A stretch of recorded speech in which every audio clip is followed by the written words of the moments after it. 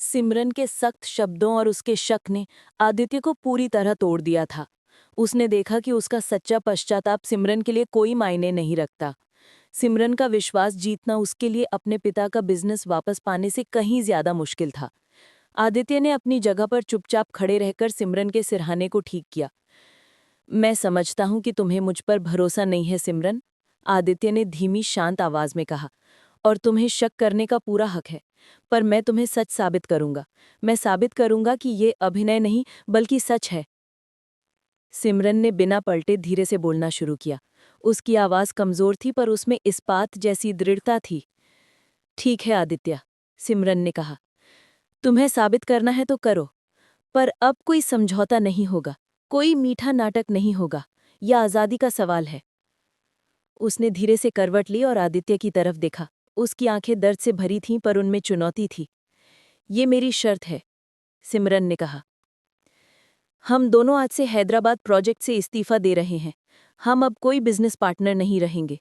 तुम अपने पिता के बिजनेस में रहोगे और मैं अपना अलग करियर बनाऊंगी। तुम ना तो मुझसे काम की बात करोगे और ना ही मेरे करियर में दखल दोगे। मैं तुम्हारे घर या तुम्हारे पैसे पर निर्भर नहीं रहूंगी। मैं अपनी नौकरी खुद खोजूंगी। तुम्हें इस बीच सिर्फ मेरी देखभाल करनी है, पर मुझे कोई पैसा या तोहफा नहीं देना है। मुझे तुम्हारी दया नहीं चाहिए। जब तक मैं पूरी तरह ठीक नहीं हो जाती, हम घर में रहेंगे। हम परिवार के सामने पति पत्नी का नाटक करेंगे ताकि तुम्हारे पिताजी को और झटका न लगे, लेकिन ये सिर्फ उनके सम्मान के लिए होगा। तुम मुझे कभी नहीं छुओगे, न प्यार में, न गुस्से में, न दिखावे में।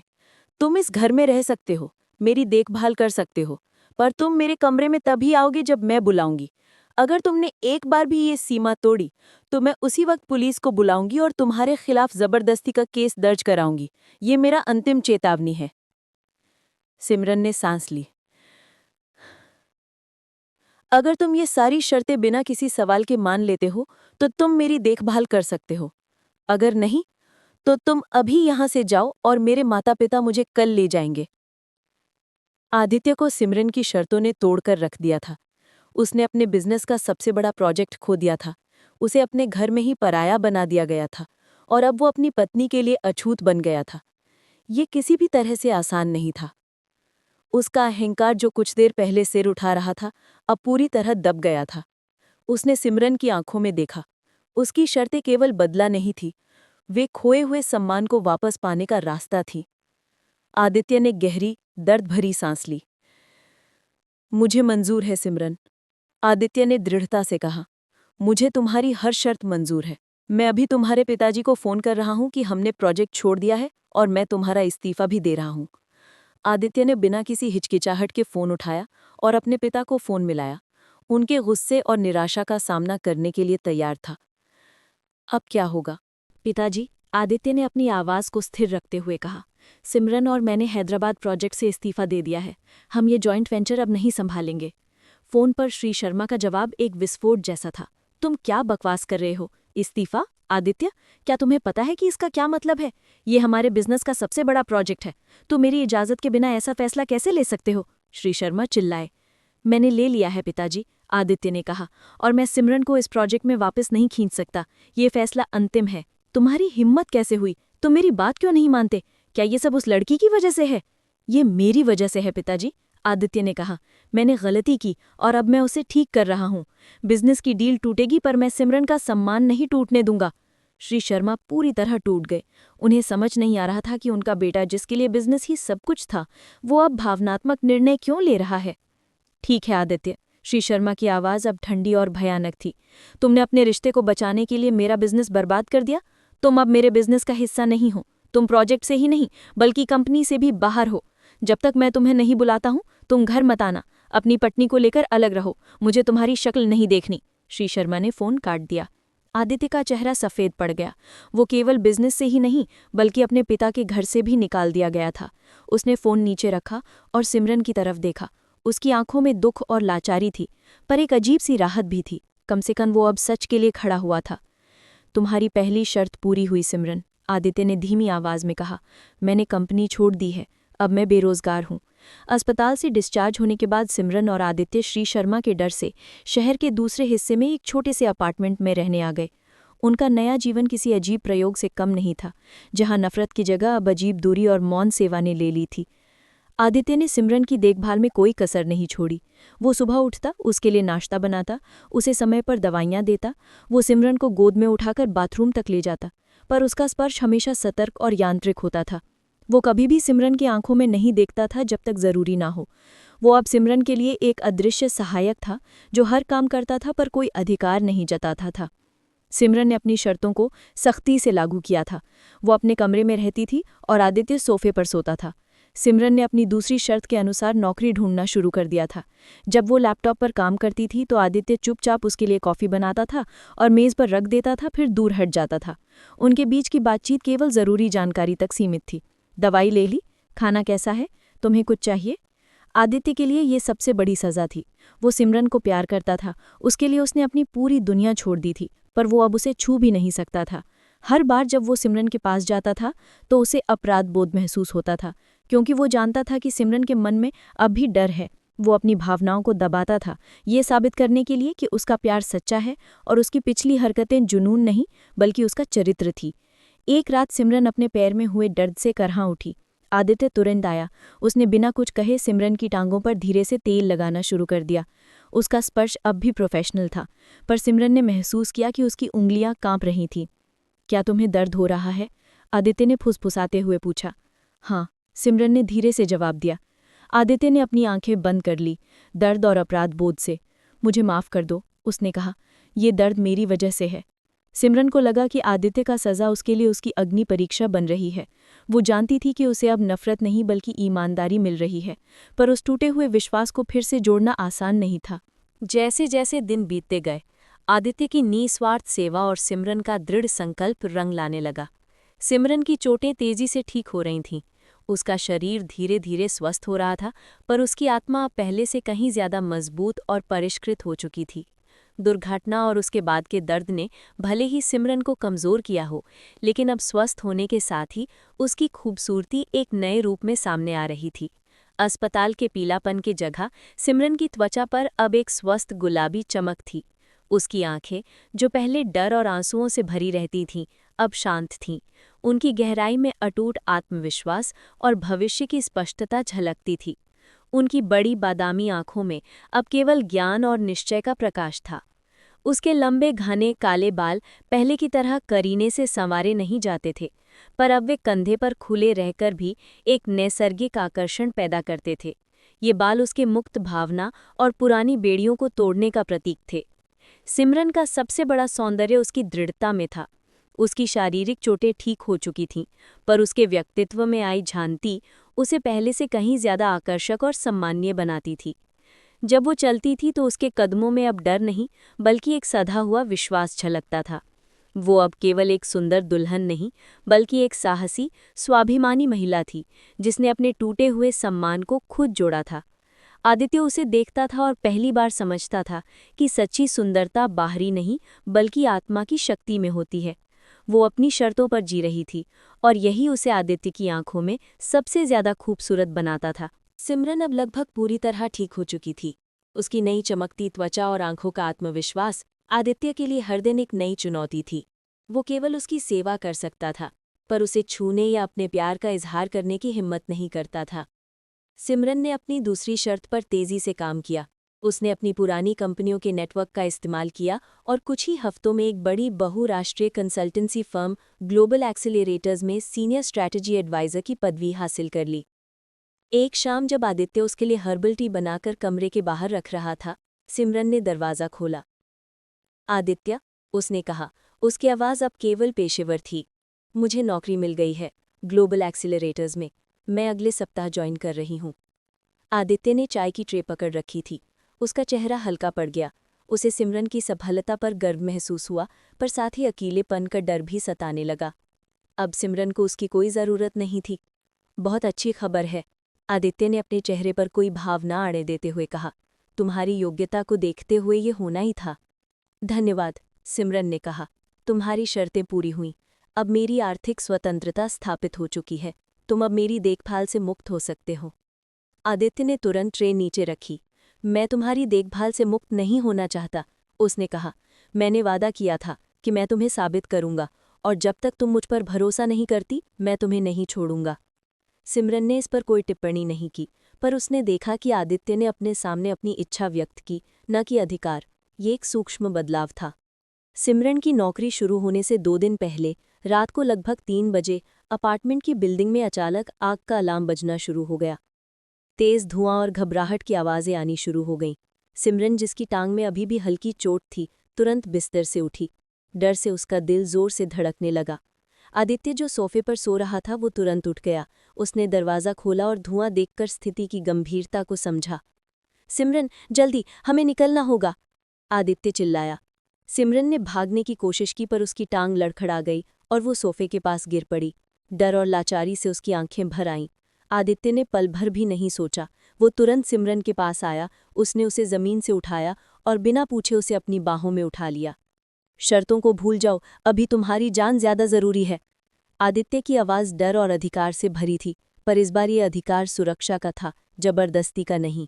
सिमरन, जो इतने दिनों से आदित्य के स्पर्श से दूर थी, उसकी मजबूत बाहों में खुद को पूरी तरह सुरक्षित महसूस कर रही थी। आदित्य तेजी से, बिना घबराए, सीढ़ियों से नीचे भागा। वो सिमरन को कस के पकड़े हुए था। उसका ध्यान केवल सिमरन की सुरक्षा पर था, न कि अपनी शर्त पर। नीचे पहुंचकर भीड़ के बीच आदित्य ने सिमरन को जमीन पर धीरे से बिठाया। उसने तुरंत सिमरन को अपने जैकेट से ढक दिया और उसके चेहरे से धुआं साफ किया। तुम ठीक हो? आदित्य ने हाफते हुए पूरी चिंता से पूछा। सिमरन ने उसकी आंखों में देखा। उसकी आंखों में अब कोई गुस्सा, जलन या अधिकार नहीं था, केवल शुद्ध, निस्वार्थ चिंता थी। वो आदमी जिसने उसे छूने से मना किया था, उसने अपनी जान जोखिम में डालकर उसकी सुरक्षा सुनिश्चित की थी। सिमरन को उस पल पहली बार विश्वास हुआ कि आदित्य का प्यार सच्चा है। आदित्य, सिमरन ने धीरे से कहा, तुमने तुमने मुझे छुआ। आदित्य ने उस पर झुका। तुम्हारी जिंदगी से ज़रूरी मेरे लिए कोई शर्त नहीं है, सिमरन। सिमरन ने अपना हाथ उठाया और धीरे से आदित्य के गाल को छुआ। ये प्यार का पहला स्पर्श था, जो डर या मजबूरी से नहीं, बल्कि विश्वास से आया था। तुम सच में बदल गए हो, सिमरन ने फुसफुसाया। सिमरन और आदित्य के बीच अब कोई नफरत नहीं थी, सिर्फ एक नई शुरुआत का वादा था। दोनों अब अपनी नई छोटे अपार्टमेंट से अपनी अपनी दुनिया बना रहे थे। सिमरन ने ग्लोबल एक्सेलरेटर्स में अपनी नौकरी शुरू कर दी थी और आदित्य अपने स्टार्टअप सस्टेन सॉल्यूशंस को ज़मीन पर उतारने में लगा था। अब उनका कैबिन नहीं, बल्कि उनका छोटा सा अपार्टमेंट ही उनका कोवर्किंग स्पेस था। सिमरन मीटिंग की तैयारी करती तो आदित्य शांत होकर अपने लैपटॉप पर काम करता, ताकि उसे डिस्टर्ब न हो। एक शाम आदित्य अपने बिजनेस प्लान को लेकर बहुत परेशान था। उसे शुरुआती क्लाइंट्स नहीं मिल रहे थे। सिमरन ने अपना काम रोका और उसके पास आई। दिखाओ क्या परेशानी है। सिमरन ने तुरंत उसके प्लान में कम्युनिकेशन गैप पकड़ा। तुम्हारा आइडिया बहुत अच्छा है आदित्य, पर तुम इसे बहुत तकनीकी भाषा में समझा रहे हो। याद है जैसे तुम हैदराबाद प्रोजेक्ट में करते थे? इसे आसान भाषा में समझाओ कि तुम्हारा सस्टेन सॉल्यूशंस उनके पैसे कैसे बचाएगा। आदित्य ने तुरंत सिमरन की बात मानी। तुम सही कह रही हो, मैं इसे फिर से लिखता हूँ, उसने मुस्कुराकर कहा। तुम अब भी मेरी बेस्ट स्ट्रैटेजी पार्टनर हो। जब सिमरन देर रात तक काम करके थक जाती थी, तो आदित्य उसके लिए बिना कहे गर्मा-गर्म खाना बनाता था। वो कभी शिकायत नहीं करता था कि उसका काम ज़्यादा ज़रूरी है। वो बस कहता था कि तुम अपनी आज़ादी के लिए लड़ रही हो और मैं तुम्हारे पीछे मजबूती से खड़ा हूँ। ये उसका नया प्यार जताने का तरीका था। सिमरन को अब समझ आया कि सच्चा समर्थन कैसा होता है, जहाँ एक दूसरे की सफलता का जश्न मनाया जाता है। श्री शर्मा, जो आदित्य से बहुत नाराज़ थे, उन्होंने उसे फ़ोन करना बंद कर दिया था, पर वो अपने बेटे को चुपचाप फॉलो कर रहे थे। उन्हें पता चला कि आदित्य ने एक छोटा स्टार्टअप शुरू किया है और सिमरन एक कंसल्टेंसी फर्म में काम कर रही है। श्री शर्मा को लगा कि ये सब सिमरन की चाल है। उन्हें विश्वास नहीं हुआ कि उनका बेटा करोड़ों का बिजनेस छोड़कर छोटे-मोटे स्टार्टअप में लग जाएगा। उन्हें लगा कि आदित्य दिखावा कर रहा है ताकि वो बाद में उनकी कंपनी में वापस आ सके। श्री शर्मा ने अपने एक पुराने सहयोगी को भेजा ताकि वो सस्टेन सॉल्यूशंस के नाम पर आदित्य को काम का बहाना देकर उससे मिल सके। सहयोगी ने आदित्य से मिलकर बिजनेस की बात की। सहयोगी ने श्री शर्मा को बताया, सर, आदित्य पूरी तरह बदल गया है। वो अपने काम को लेकर बहुत ईमानदार और गंभीर है और वो सिमरन की बहुत इज्जत करता है। वो अब शर्मा एंटरप्राइजेस के बारे में कोई बात नहीं कर रहा है। ये सुनकर श्री शर्मा का गुस्सा कम नहीं हुआ, बल्कि और बढ़ गया। उन्हें लगा कि आदित्य ने सचमुच उनके बिजनेस को कमज़ोर समझा और अब वो उनके नाम और पैसे के बिना भी खुश है। ये चीज़ उन्हें सबसे ज़्यादा चुभ रही थी। एक दिन श्री शर्मा ने अपनी पत्नी यानी आदित्य की माँ से कहा, देखो, उस लड़की यानी सिमरन ने मेरे बेटे को मेरे खिलाफ कर दिया। वो अब मेरे बिना खुश है। ये सब दिखावा है आरती, वो वापस जरूर आएगा, पर मैं उसे आसानी से माफ नहीं करूंगा। श्री शर्मा ने यह तय किया कि वो आदित्य के स्टार्टअप को नज़रअंदाज करेंगे, उसे कोई मदद नहीं देंगे, ताकि आदित्य को पता चले कि असली दुनिया कितनी मुश्किल है। वो चाहते थे कि आदित्य जल्द ही हार मानकर वापस उनके पास आ जाए। आदित्य और सिमरन अपने नए जीवन में बिजी थे। उन्हें नहीं पता था कि उनके पुराने जीवन का साया अभी भी उन पर नजर रखे हुए है। कई महीनों की कड़ी मेहनत के बाद सिमरन और आदित्य दोनों को एक साथ बड़ी सफलता मिली। सिमरन ने अपनी नई कंपनी में एक बड़ा क्लाइंट हासिल किया और आदित्य के स्टार्टअप सस्टेन सॉल्यूशंस को अपना पहला बड़ा नवीकरणीय ऊर्जा अनुबंध मिला। दोनों ने तय किया कि वे ये जश्न किसी महंगे रेस्टोरेंट में नहीं, बल्कि अपने उसी छोटे अपार्टमेंट में मनाएंगे जो उनके संघर्ष और नई शुरुआत का गवाह था। सिमरन ने आज एक खूबसूरत साड़ी पहनी थी और आदित्य ने फॉर्मल शर्ट। उन्होंने घर को मोमबत्तियों से सजाया और एक साधारण सा खाना बनाया। जैसे ही उन्होंने अपना पहला शैंपेन का गिलास उठाया, आदित्य ने सिमरन की तरफ देखा। उसकी आंखों में अब केवल प्यार और गर्व था। चीयर्स सिमरन, आदित्य ने धीमी आवाज में कहा। तुम्हारी सफलता के लिए। तुमने अकेले ही सब कुछ हासिल किया। चीयर्स आदित्य, सिमरन ने जवाब दिया। और तुम्हारे जुनून के लिए। तुमने साबित कर दिया कि तुम अपने दम पर खड़े हो सकते हो। उन्होंने गिलास टकराए और शैंपेन पी। वे रात भर बातें करते रहे, बिजनेस की नहीं, बल्कि अपने सपने, डर और भविष्य की। सिमरन ने पहली बार आदित्य को बताया कि कैसे वो बचपन में अपने पिता की उम्मीदों से डरती थी। आदित्य ने स्वीकार किया कि कैसे उसके अहंकार ने उसे अंधा बना दिया था। जैसे जैसे रात बढ़ी, उनके बीच की भावनात्मक दूरी पूरी तरह खत्म हो गई। सिमरन ने देखा कि आदित्य का हाथ टेबल पर उसके हाथ के नज़दीक था। इस बार कोई डर नहीं था, कोई शर्त नहीं थी। सिमरन ने धीरे से अपना हाथ बढ़ाया और आदित्य का हाथ थाम लिया। ये स्पर्श कोमल, निमंत्रण भरा और स्वीकृति का था। आदित्य ने तुरंत अपना सिर उठाया। उसकी आंखों में सवाल था, क्या अब भरोसा है? सिमरन ने केवल मुस्कुराकर अपनी आंखें बंद कर लीं। इसका मतलब था हाँ। आदित्य ने धीरे से सिमरन का हाथ उठाया और प्यार से उसके होंठों से लगाया। सिमरन, मैं तुम्हें बहुत प्यार करता हूँ, आदित्य ने फुसफुसाते हुए कहा। तुम्हारे आत्मविश्वास से, तुम्हारी ईमानदारी से।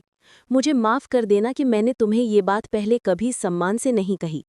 मैं भी तुमसे प्यार करती हूँ आदित्य। मैंने तुम्हें तुम्हारी नफरत में पाया, पर प्यार तुम्हें तुम्हारे बदलाव में मिला। आदित्य उठा और सिमरन के पास आया। उसने अपना हाथ सिमरन के गाल पर रखा और धीरे से उसे अपने पास खींचा।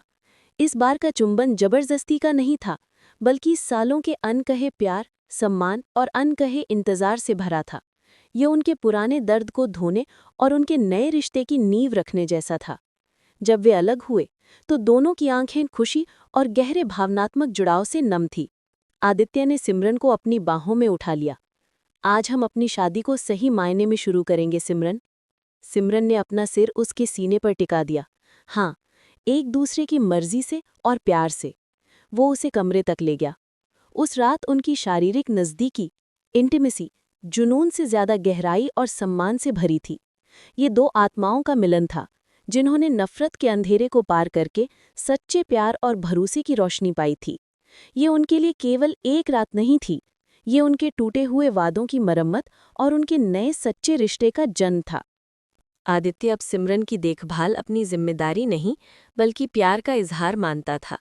सुबह की नज़दीकी उनकी पहली दस्तक होती थी। वो सुबह उठने पर अब सिमरन बिस्तर के किनारे सिकुड़ी हुई नहीं मिलती थी, वो आदित्य की बाहों में होती थी। आदित्य सबसे पहले उसके माथे पर धीरे से एक चुंबन देता था। ये चुंबन किसी अधिकार के नहीं, बल्कि सुरक्षा और प्यार के होते थे। सिमरन भी मुस्कुराकर उसकी बाहों में और सिमट जाती थी। दिन भर काम के बीच जब वे अपने लैपटॉप पर झुके होते थे, तो उनका हाथ छू जाता था। अब वो स्पर्श बिजली की तरह होता था, जो उन्हें याद दिलाता था कि वे अब अजनबी नहीं हैं।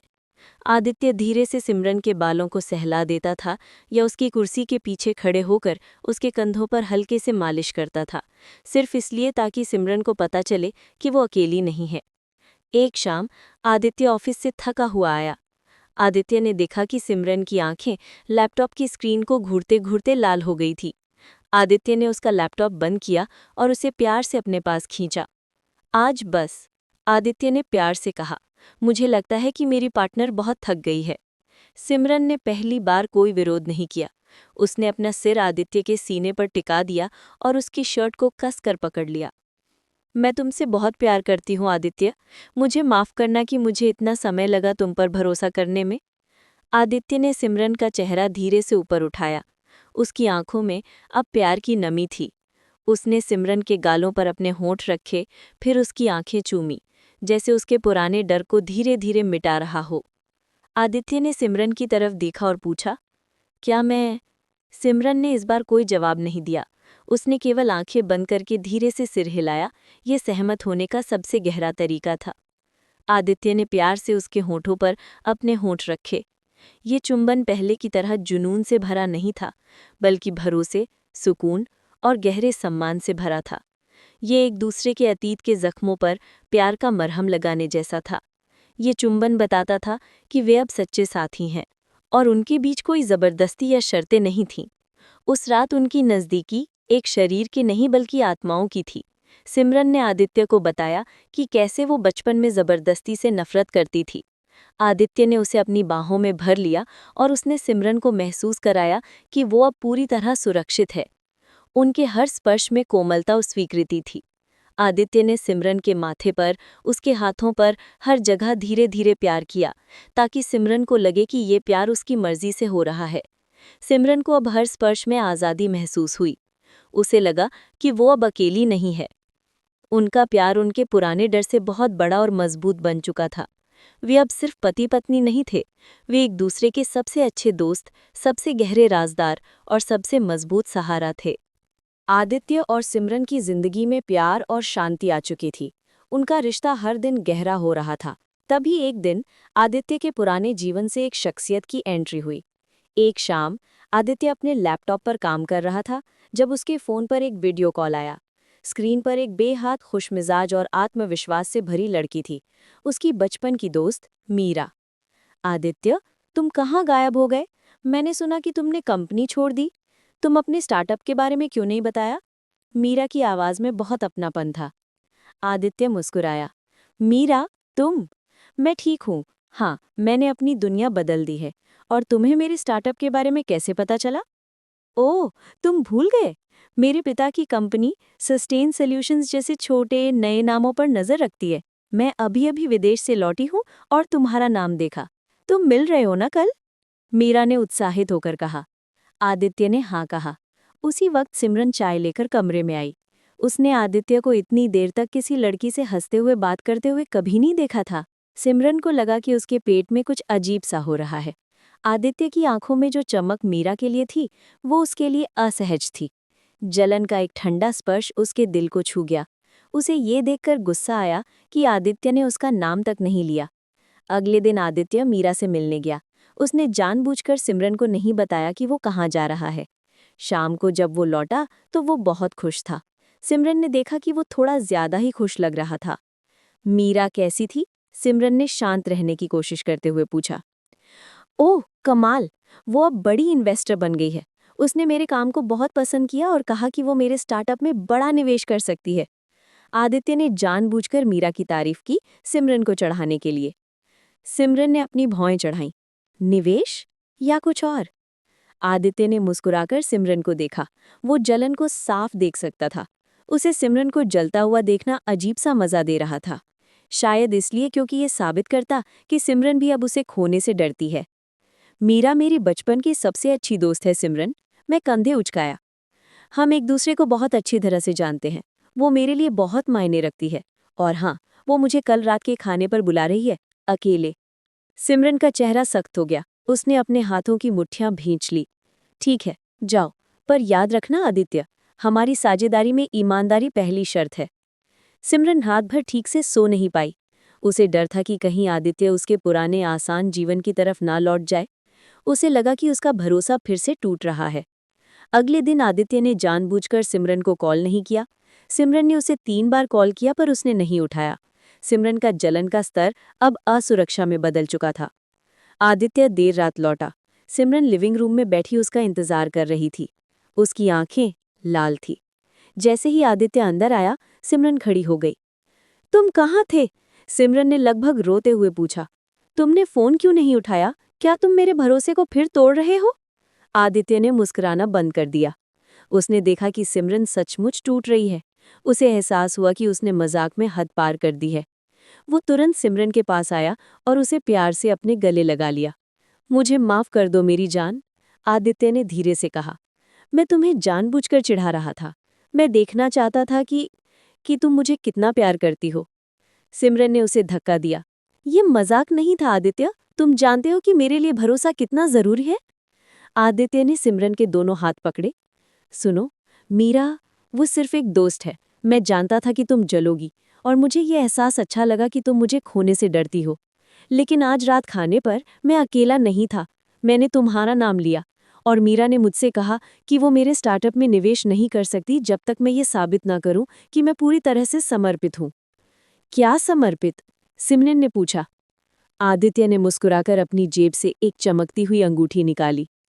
मीरा ने कहा कि वो केवल उसी आदमी पर भरोसा करेगी जो अपनी पत्नी के लिए दुनिया छोड़ सकता है। इसलिए मैंने उसे ये दिखाया कि मैं अब भी तुम्हारे बिना नहीं हूं। मैंने उसे बताया कि मैंने हमारी शादी को एक नया मौका दिया है। ये अंगूठी मैंने आज खरीदी। मैंने इसे तुम्हें तब पहनाना था जब मैं पूरी तरह से आत्मनिर्भर बन जाता, पर अब नहीं रुक सकता। आदित्य ने घुटने पर बैठकर कहा। सिमरन, क्या तुम मेरी पत्नी बनोगी? इस बार हमेशा के लिए प्यार से और बिना किसी शर्त के? सिमरन की आंखों से अब खुशी के आंसू बह रहे थे। उसकी सारी जलन, सारा शक एक पल में खत्म हो गया। हाँ आदित्य, हमेशा के लिए, सिमरन ने रोते हुए कहा। आदित्य ने उठकर उसे कसकर गले लगा लिया और उसे एक सच्चा प्यार भरा चुंबन दिया। उनकी शादी अब सचमुच प्यार और भरोसे की नींव पर टिकी थी। अब उनकी सुबह की शुरुआत डर से नहीं बल्कि गहरे चुंबन से होती थी। आदित्य सिमरन को रोज सुबह बिस्तर पर ही चाय देता था और सिमरन उठते ही अपने आज़ाद और प्यार भरे पति को देखकर मुस्कुराती थी। अब उनकी नज़दीकी में कोई ज़बरदस्ती नहीं थी, सिर्फ सहमति और सुकून था। उनका छोटा अपार्टमेंट अब भी उनका ऑफिस था। काम करते हुए भी आदित्य अपनी कुर्सी घुमाकर सिमरन की तरफ आता था और उसके माथे पर या गाल पर एक प्यार भरा चुंबन देता था, ये जताने के लिए कि वो अब भी उसकी प्राथमिकता है। सिमरन भी उसके छोटे से स्टार्टअप की चुनौतियों में उसका साथ देती थी और उनकी आपसी समझदारी पहले से ज़्यादा गहरी हो गई थी। जब भी आदित्य को सस्टेन सॉल्यूशंस में कोई नया क्लाइंट मिलता या सिमरन अपनी कंपनी में कोई बड़ी डील क्रैक करती, तो वो एक दूसरे को कसकर गले लगाते थे। उनका सबसे बड़ा रोमांस एक दूसरे की सफलता में था। उधर श्री शर्मा अपने बेटे को बिजनेस से निकालकर भी खुश नहीं थे। उन्हें पता था कि आदित्य और सिमरन अपने दम पर अच्छा कर रहे हैं। उन्हें अपने सहयोगी से पता चला था कि आदित्य ने एक छोटी सी अंगूठी खरीदकर सिमरन से दोबारा शादी का वादा किया है और दोनों बहुत खुश हैं। श्री शर्मा को पहली बार एहसास हुआ कि उन्होंने अपने बेटे को केवल बिजनेस की मशीन बनाने की कोशिश की और उसकी खुशी और सच्चे प्यार को कभी अहमियत नहीं दी। एक शाम आरती शर्मा यानी आदित्य की मां ने हिम्मत करके अपने पति से बात की। आप कब तक अपने बेटे को सजा देंगे? उसने बिजनेस छोड़ा पर सिमरन को नहीं छोड़ा। वो एक अच्छी पत्नी के लिए लड़ा है, उसे वापस बुला लो, आरती ने कहा। श्री शर्मा की आंखों में पानी आ गया। उन्हें एहसास हुआ कि उन्होंने अपने बेटे को आत्मनिर्भर बनने के लिए मजबूर किया और अब वो उनके बिना भी जी सकता था। अगले ही दिन श्री शर्मा खुद आदित्य और सिमरन के छोटे अपार्टमेंट पहुंचे। दरवाज़ा आदित्य ने खोला। अपने पिता को देखकर वो चौंक गया। श्री शर्मा ने सीधे सिमरन की तरफ देखा जो सोफे पर बैठी थी। सिमरन बेटा, श्री शर्मा की आवाज़ भारी थी। मुझे माफ़ कर दो, मैंने हमेशा बिजनेस को रिश्ते से ऊपर रखा। मैंने तुम्हें कभी सम्मान नहीं दिया और मैंने अपने बेटे को इतना घमंडी बनाया कि उसने तुम्हारी इज्जत नहीं की। श्री शर्मा ने आदित्य की तरफ देखा। आदित्य, तुम एक अच्छे बिजनेसमैन नहीं थे, पर तुम एक सच्चे पति साबित हुए। तुमने मेरे अहंकार को तोड़कर प्यार को चुना। मुझे तुम पर गर्व है। आदित्य की आंखों में आंसू आ गए। उन्होंने तुरंत अपने पिता को गले लगा लिया। पिताजी! श्री शर्मा ने सिमरन का हाथ पकड़ा। तुम दोनों घर लौट आओ। तुम मेरे बच्चे हो, अब ये घर तुम्हारा है। आदित्य, मैं तुम्हारी कंपनी में कोई दखल नहीं दूंगा और सिमरन, तुम अपनी नौकरी नहीं छोड़ोगी। तुम दोनों अपने अपने सपनों को पूरा करोगे। सिमरन की आंखों में भी खुशी के आंसू थे। उसने देखा कि आदित्य ने न केवल अपना प्यार जीता बल्कि अपने परिवार का सम्मान भी वापस जीता। आदित्य और सिमरन अपने उस छोटे अपार्टमेंट को छोड़कर, जहां उनके रिश्ते ने नफरत से प्यार का सफर तय किया था, खुशी खुशी अपने बड़े घर लौट आए। अब उनका रिश्ता केवल प्यार से भरा नहीं था, बल्कि परिवार के आशीर्वाद और सम्मान की मजबूत नींव पर भी टिका था। स्टोरी अगर पसंद आए तो लाइक और सब्सक्राइब जरूर करें।